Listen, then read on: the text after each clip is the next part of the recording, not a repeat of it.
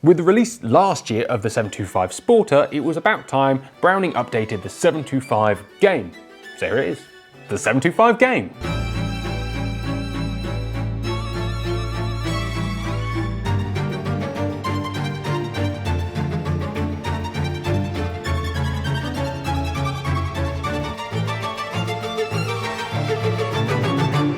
So what Browning has done here is really increase the gap between their game and sporting guns, which is nice. All too often, all they do is change the ribs and stick a different stamp on a gun. And many manufacturers are guilty of this. You know, what's the difference between your game and sporter? Oh, it's auto safety. In this instance, they've really gone to town.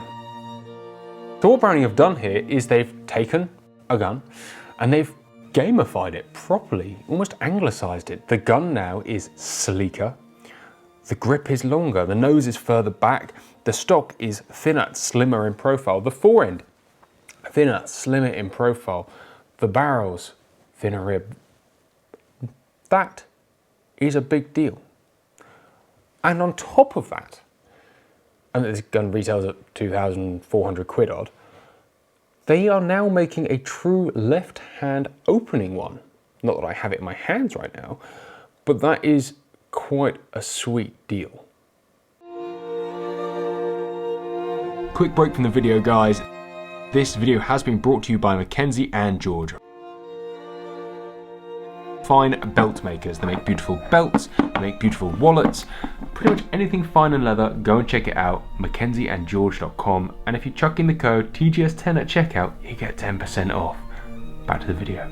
On the back you have the Inflex 2 pad. They've actually increased the range of these now. They do a 32mm long one, so you, including spacers, you can really give you a decent bit of alteration. I know they released the long stock Shadow, which was quite smart. The concept of getting a long stock out of the factory is good, and I am aware that the Browning factory, Maruka factory, really is, you know, expanding their horizons and understanding that people are getting bigger, which is good for people like me. I really care about that.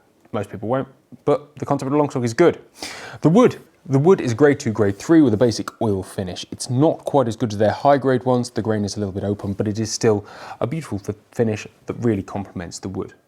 The stock is slightly slimmer than the old one, but you really notice it around the pistol grip. Look how long and shallow this neck is. This is an elegant looking gun, a very elegant looking gun. And more importantly, in the hand, it feels elegant. It allows you to really use this grip to the maximum, well, to the best of its abilities.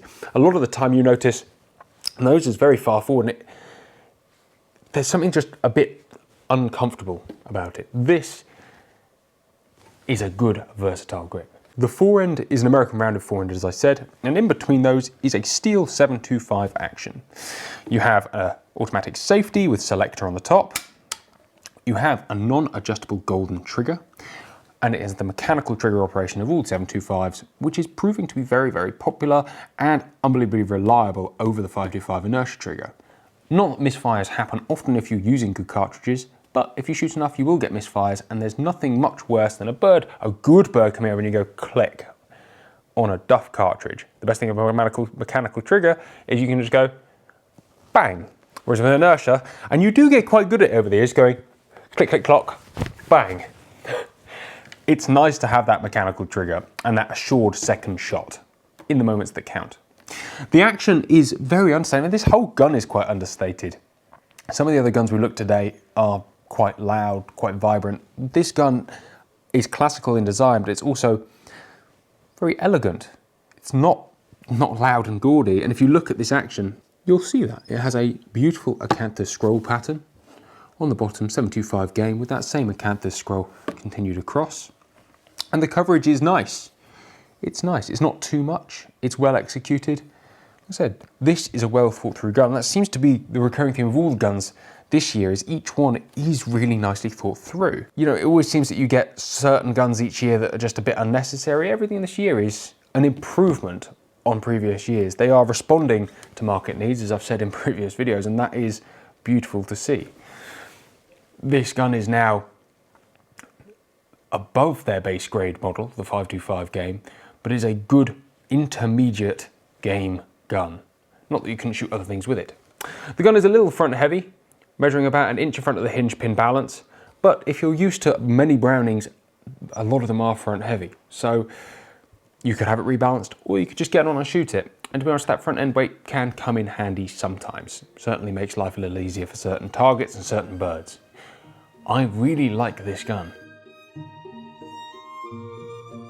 We can all agree that this gun isn't going to set your heart on fire like the MK11. But if you just want a gun to go and shoot with that's going to be really, really reliable, that's not ridiculous money, that looks good, feels good, then a 725 game could well be the one for you. Guys, thanks very much for watching. Don't forget to like, share, subscribe, and we'll see you next time.